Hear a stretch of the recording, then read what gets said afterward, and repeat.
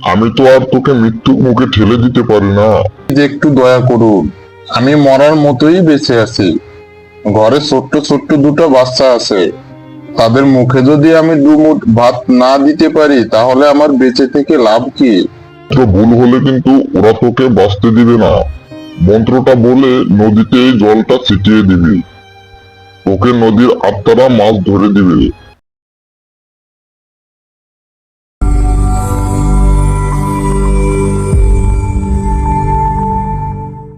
এইভাবে তো আর সংসার চলে না। বাচ্চারা তো মাছ ছাড়া ভাত খেতেই চায় না। কি করব বলো, অভাবের সংসার, মাছ কেনার মতো তো পয়সাও নেই, আর এখন জালে মাছও পড়ছে না। দেখো কি করা যায়। বউ, গ্রামের বট গাছের কাছে নাকি একটা তান্ত্রিক এসেছে, দেখি তার কাছে গিয়ে কোনো মাছ ধরার উপায় পাওয়া যায় কিনা। আচ্ছা যাও, দেখো তাহলে কি করা যায়। এইটা হলো বকুলতলা গ্রামের কাহিনী। বকুলতলা গ্রামে রতন নামের এক জেলে বাস করত। তার ঘরে ছোট্ট একটা মেয়ে এবং একটা ছেলে ছিল। রতনের দিনগুলো খুব কষ্টে কাটছিল, কারণ রতনের জালে আগের মতো মাছ ধরা পড়তো না। দেখি গিয়ে কোনো উপায় পাওয়া যায় নাকি। হাঁটতে হাঁটতে রতন বট গাছের কাছের সেই তান্ত্রিকের কাছে চলে আসে। বড় বিপদে পড়ে এসেছি আপনার কাছে। কি সমস্যা বল। আমি হলাম জেলে, মাছ ধরে আমার সংসার চলে, কিন্তু ইদানিং আমার জালে মাছই ধরা পড়ছে না। ওদিকে ঘরের বাচ্চা দুটো মাছ ছাড়া ভাতই খেতে চায় না। মাছ কেনার মতো পয়সাও আমার কাছে নেই।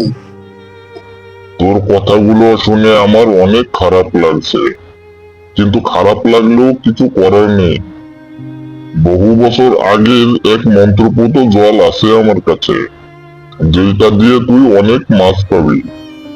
কিন্তু আমি ওইটা তোকে দিতে পারছি না, কারণ ওইটা খুবই ভয়ানক। আমি তো আর তোকে মৃত্যুর মুখে ঠেলে দিতে পারি না। যে একটু দয়া করুন, আমি মরার মতোই বেঁচে আছি। ঘরে ছোট্ট ছোট্ট দুটো বাচ্চা আছে, তাদের মুখে যদি আমি দুমুঠ ভাত না দিতে পারি তাহলে আমার বেঁচে থেকে লাভ কি? আমার কাছে যে জল আছে সেটা দিয়ে তুই অনেক মাছ ধরতে পারবি, কিন্তু পারবি তুই ভয়ানক অবয়ের সম্মুখীন হতে? পারবো, আমাকে পারতেই হবে। রতনের কষ্টের কথা শুনে এক পর্যায়ে তান্ত্রিক মন্ত্রপুত জল দিতে রাজি হয়। আচ্ছা ঠিক আছে, এই নে। তবে এর নিয়মগুলো ভালোভাবে জেনে নে। দিগ রাত্রে যাবি নদীতে, নদীর ঠিক মাঝে গিয়ে নৌকা থামাবি, তারপর এই জলটা দিবি আর একটা মন্ত্র বলে দিচ্ছি, এই মন্ত্রটা বলবি। তবে সাবধান, মন্ত্র যেন কোনোভাবে ভুল না হয়। মন্ত্র ভুল হলে কিন্তু ওরা তোকে বাঁচতে দিবে না। মন্ত্রটা বলে নদীতে এই জলটা ছিটিয়ে দিবি, তোকে নদীর আত্মারা মাছ ধরে দিবে। মাছ ধরা শেষ হলে ওরা মাছের ভাগ চাইবে, কোনো কথা না বলে মাছের অর্ধেক ভাগ ওদের দিয়ে দিবি। কোনো লোভ করবি না, মাছগুলো ওরাই তোকে ধরে দিবে।